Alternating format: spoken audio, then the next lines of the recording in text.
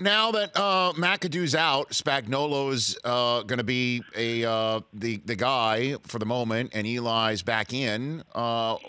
Here come the Cowboys, Shaun, which may be part of the reason why this move was made, with 3 home games all against divisional opponents coming to the building. Where I had Chris Russo on the show earlier this week, and he says that those are all fans that would travel, and it would be really embarrassing for MetLife turning into sort of the way that the Chargers' home games earlier on this season would be.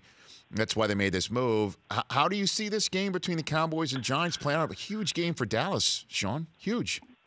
Huge game for Dallas. You know, a lot like we just saw Atlanta last night. You know, when your back is against the wall and you're in desperation mode, knowing that, you've got to basically win out to give yourself a chance. You know, I think for the Cowboys, they would have loved to have seen Geno or even Davis Webb. So they're probably – And McAdoo, for that matter. Yeah, for sure. You're right.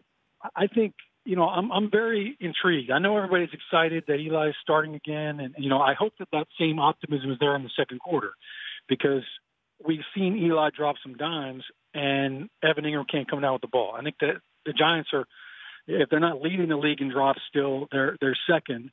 So, the supporting cast has got to step up. Eli can't do it all himself, but I'm really curious to see offensively if this offense looks dramatically different than the McAdoo offense. Now, Sully's been calling plays, but it wasn't his system, and you're not going to change the whole offense in a week. But I saw them go to Oakland, Rich, and not give a rookie right tackle help against Khalil Mack. I couldn't believe it. And there's ways to help him out with tight ends, with running back chips, and it really wasn't until later on in the game that they even gave him. I think the third quarter was the first chip that I even saw.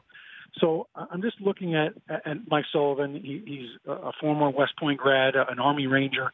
He loves jiu-jitsu. I mean, he's a tough guy, and I can't imagine him not wanting to be physical with the way that he runs that offense.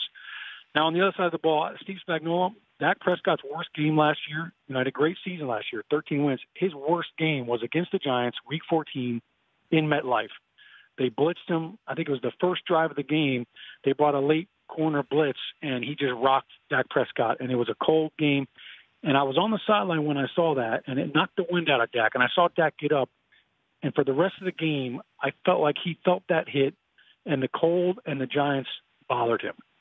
So as much as we're focused on Eli, if this Giants defense can get after Dak the way they did last year, I think this could be a tough day for Dak. He's already struggled this season, but that to me is really the key. I mean, obviously they got to stop the run, but the pressure on Dak is going to be key. The Rich Eisen Show, weekdays at noon Eastern on Audience.